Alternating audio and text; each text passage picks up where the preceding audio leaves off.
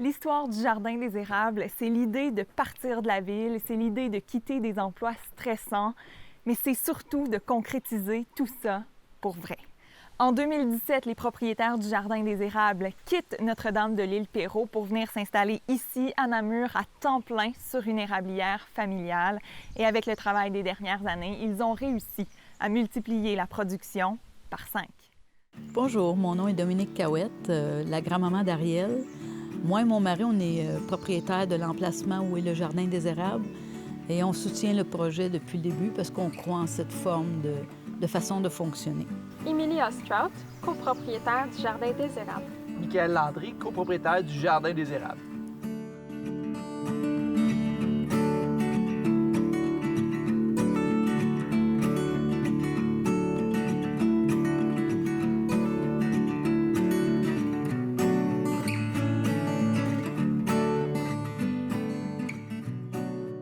Émilie Ostrout, on a l'impression des fois qu'en déménageant en campagne, on va vivre moins de stress. Mais là, vous vous êtes installé ici pour avoir une érablière à temps plein et pour qu'elle fonctionne. Entre vous et moi, là, est-ce que vraiment vous avez diminué votre stress? Pas nécessairement. C'est juste différent. Donc, dans le fond, c'est un stress, mais plus par rapport à l'entreprise. Il faut faire la livraison dans des commerces ou il faut avoir assez de marchandises pour les marchés aussi. Il faut avoir assez de produits. Donc, oui, ça l'a diminué dans le sens que je suis mon propre patron. Je ne dois rien à personne. Mais effectivement, le stress est quand même là, mais plus gérable. Du côté de votre famille, comment ça se passe? Parce que vous aviez là, un contexte particulier avec votre fille. Vous vouliez emménager pour qu'elle ait un milieu un peu plus propice pour qu'elle grandisse. Oui. Est-ce que vous avez réussi à trouver ça? Oui. Oui, en fait, on voit qu'elle se développe vraiment mieux en nature. Elle a la chance d'aller à l'extérieur, elle a la chance d'avoir ses parents avec elle à la maison. On peut faire des exercices avec elle, on peut faire de la stimulation. On a le temps d'être avec elle. On peut... Dans le fond, moi, je crois que les valeurs au niveau de la nature, ça reste toujours une priorité par rapport à un enfant. Puis, on a pu lui donner cette chance-là.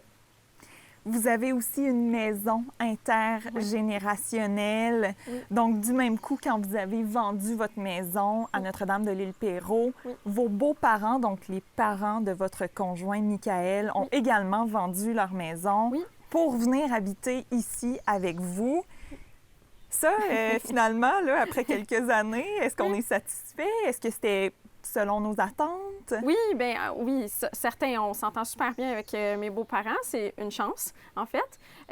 Mais dans le fond, on avait chacun besoin un peu d'espace. Donc, eux se sont quand même trouvés un autre domicile au Lac-Simon. Donc, eux autres, ils alternent entre ici à Namur et un petit chalet au Lac-Simon. Donc, on trouve en fait notre repos chacun pour soi, de se retrouver en couple aussi ou en famille de cette façon-là.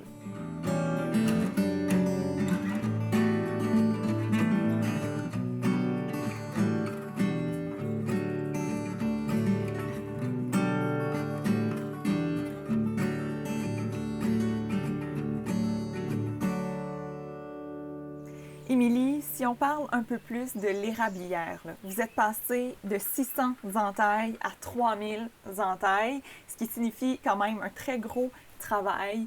Donc, dans les dernières années, ça aurait été quoi pour vous le plus grand défi? Le 13 avril 2019, je vais toujours m'en souvenir, en fait, c'est que mon conjoint, Michael, il bouillait seul à l'érablière. Puis là, c'était une journée qui ventait super gros. Il y a un tison qui a sorti de la cheminée puis qui est allé se loger derrière les cordes de bois. Parce qu'habituellement, en érablière, il y a toujours des cordes de bois alentour du beau bois sec avec des beaux petits nids d'écureuils. Donc, le tison est allé se loger là. Puis là, la cabane, bien, ça a passé en feu. En 30 minutes, là, c'était tout démoli, tout par terre. C'était un rêve qu'on a bâti, qu'on a créé depuis 2 ans, puis que là, ça s'envole en fumée. Fait qu'on était vraiment attristés de la situation, on ne savait pas qu'est-ce qu'on voulait faire. Est-ce qu'on retourne à Notre-Dame-de-l'Île-Perrot? Est-ce qu'on reste ici? Est-ce qu'on reconstruit? Qu'est-ce qu'on fait? On est bien en nature, on élève notre fille, c'était ça le but. Donc, qu'est-ce qu'on a décidé? C'était de reconstruire. On a pris un petit 4-5 jours à l'Île-Perrot chez mes parents pour se reposer, se remettre les idées, s'éclaircir les idées. Puis finalement, quand on est revenu, bien, on est allé marcher, on est allé voir le feu, on est allé voir les débris. Puis on s'est dit non, on se remonte les manches, puis on recommence, on reconstruit. Ça l'a pris 1 an, donc on a tout rebâti la cabane, mais en même temps, on l'a jumelé à une cuisine commerciale. Comme ça, moi, je peux faire les sous-produits en même temps. On peut faire en fait, il y a le lavabo, il y a toutes les utilités qui sont nécessaires en même temps avec l'érablière dans le temps des sucres. Donc, on fait le sirop avec la cuisine commerciale qui est amalgamée ensemble. Puis, bien, dans le fond, c'est ça, ça a pris 1 an faire tout ça. On a terminé en février, juste avant les sucres de la saison 2020. Puis on est vraiment content de ça. C'est un super beau projet. Puis dans le fond, des cendres est revenu quelque chose de plus beau. On s'est dit qu'il y a tout le temps quelque chose de mieux qui survient d'une épreuve.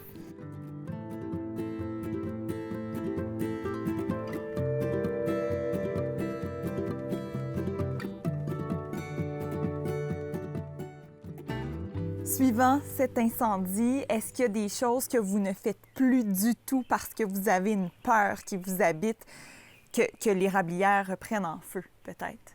Bien, on ne met plus de bois alentour de la cabane. C'est terminé. Le bois est super loin à distance. On va le chercher en tracteur.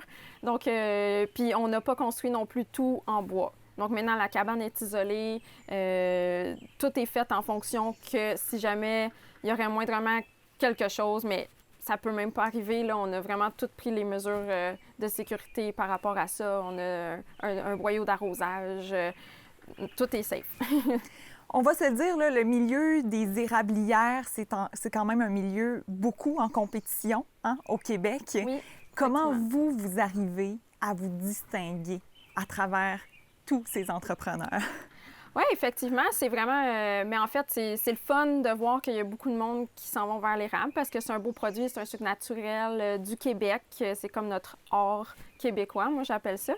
Nous, en fait, je crois que la façon qu'on se distingue, c'est que de ce que je sache, on est les seuls dans l'érable qui font avec les pots consignés. Donc, j'essaie d'être le plus possible, on essaie d'être le plus éco-responsable. Donc, tous nos pots, bouteilles sont consignés, on les reprend, on les stérilise, on les réutilise pour nos autres produits.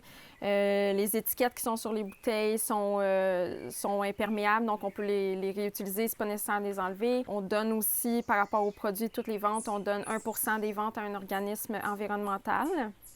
Les petits cartons qui sont dessus vont au compost. Les petites ficelles sont en chanvre. Ça aussi, ça va au compost. Je trouve que c'est la façon de se déterminer par rapport à ça aux autres érablières, de ce que moi j'en vois. Puis c'est ça, c'est vraiment le côté environnemental qui me tient à cœur.